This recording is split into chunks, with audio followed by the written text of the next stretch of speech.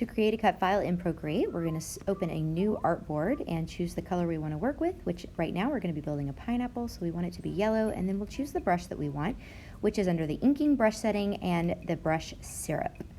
Then we're going to choose the size we want over on the left-hand side or right-hand side, depending on how your settings are. You'll draw an oval, drop in the color, and it's time to open up a new layer for the crown of the pineapple.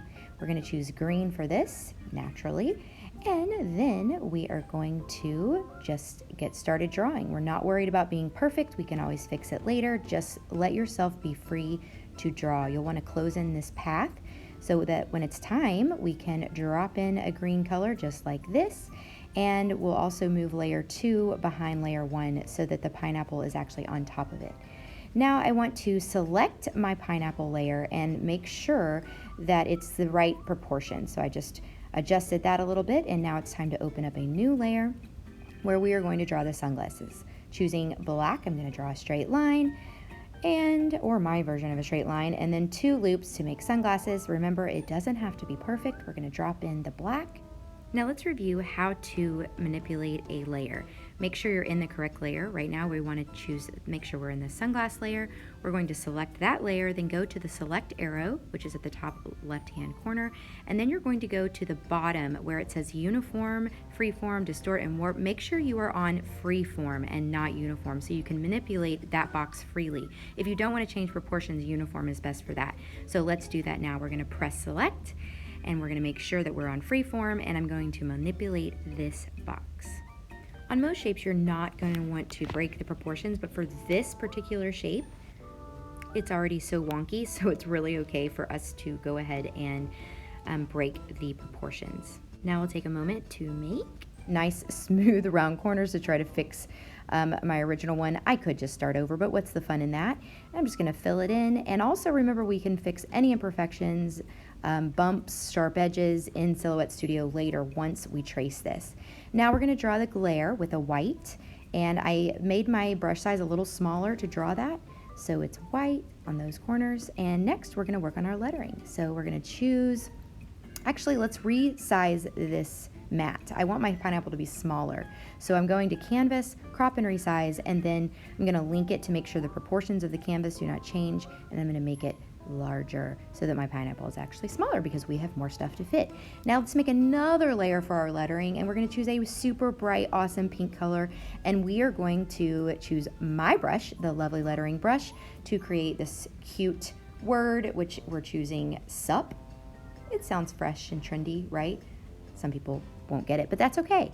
Then I would like to duplicate this to create a shadow. To do that, I could either tap 3 fingers on the screen and choose copy and paste, or I could go over to the layer menu and just simply swipe it over and click duplicate just like that.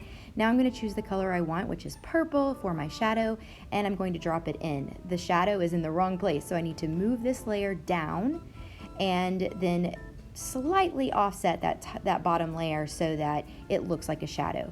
Great, just like this. Now the only problem is we need to zoom in and find all of those little spaces and get rid of them by coloring them in with the same color that we're on. So we're just going to zoom in, whoops, undo with 2-finger tap, remember?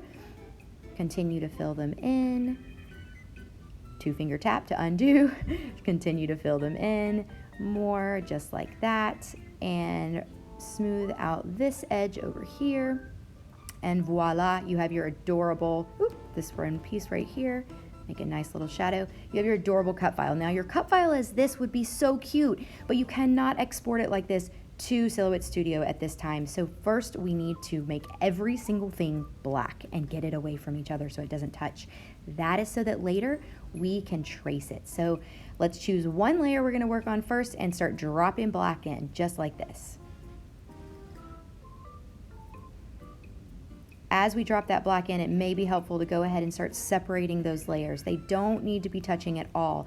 And that way you can have a clean trace later. This one looks a little funky. You're gonna see why later. I really wanted those spaces to be filled in, and it's gonna be the same with the vinyl. Whenever we cut the vinyl for this, we want those spaces to be filled in. So we're gonna leave it as it is at this moment.